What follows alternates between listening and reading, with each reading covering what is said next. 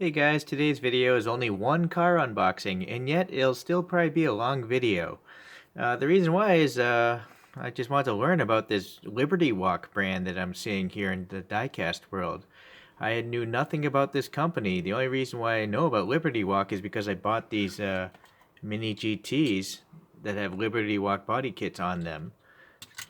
So I decided, well, there's so many diecasts with this brand on it. What's the deal? So I did a little research. I found an article on speedhunters.com, and it's about this particular blue car. The article is called Blue Shark Attack, if you want to go to that website and check it out.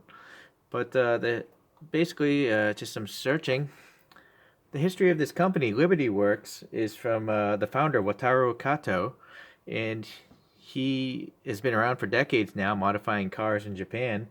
And he was influenced by the 80s and 90s, or helped actually establish the whole Kaido racer slash Bosozoku style of cars, which are these cars right here. And if you're interested in collecting these are all put out by a company called Aoshima, and it's called the Grachan collection. So I picked all these up loose on eBay. It is my goal to get one of each molding because I think they're cool. But looking at these old cars first, you have some minor type of mods where you have a little wing there in the back, but it's slammed down low to the ground. Sorry, there we go. But Aoshima, they have pretty crappy wheels. There's no air spaces between the spokes. But anyways, that's a more mild car. But this is a fairly radical one, right? So it's so impractical.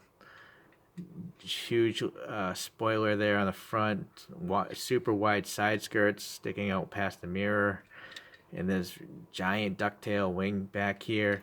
So this style of car, that's really popular in Japan in the 80s and 90s, again, is called Bosozoku. And it's just about taking a car and grafting on as crazy of a body kit as you can. And these are actually part of the Aoshima Grachan Liberty Walk series. So I believe all these kits are by this same Liberty Walk company, which again was founded by Wataru Kato. So anyways, what really got me into diecasting was this original green one I saw at a toy shop. And it's the same kind of body kit. And I'd never seen this kind of Lambo before. First, the idea of taking a Lamborghini and then cutting it up to make it look customized. That takes a lot of balls. I mean, as an owner and the person doing the work.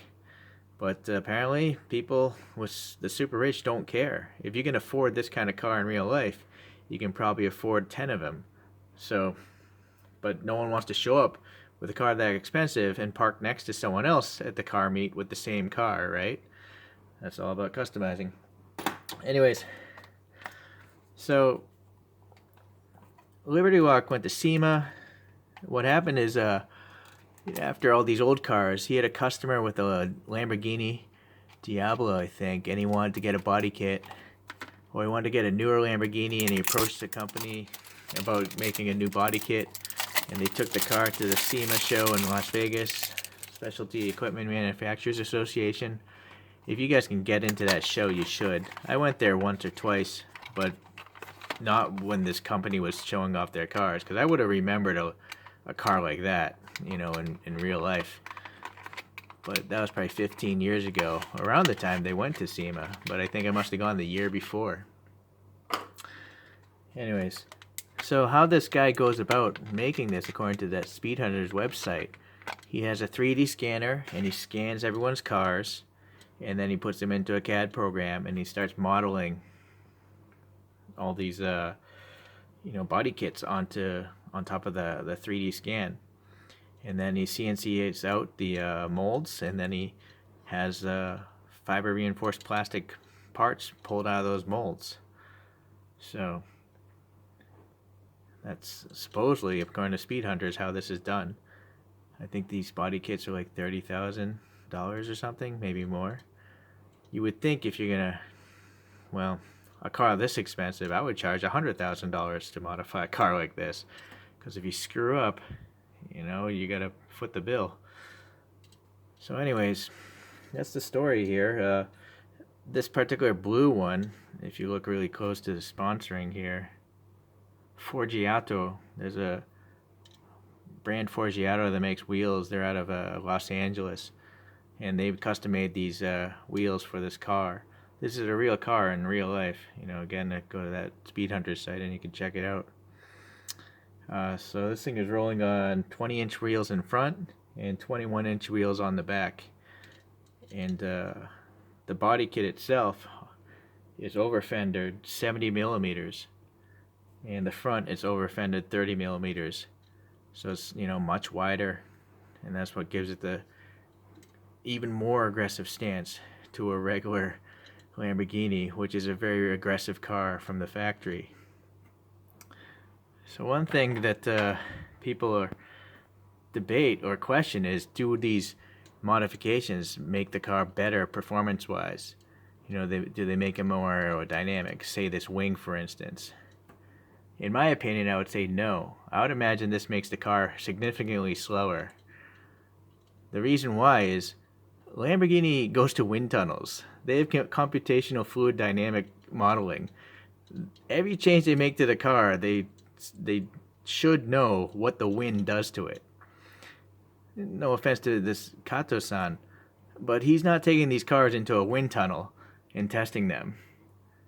You know, most times when you customize something, you make it slower than the original. You know, unless you happen to own your own car factory, you just simply don't have the resources to make something faster. You know, unless you happen to be an engineer at Boeing or something, and you can somehow get into the wind tunnel when no one's during the holidays or something. It's just not going to happen. So I think they look cool, these body kits, and that's what actually helped get me into collecting this scale of car. But yeah, I don't think they actually do any performance benefit. But again, if you can afford this car in real life, you can afford to wreck it in real life, and you can afford to buy another one, or you can afford to customize it. So whatever makes people happy, right?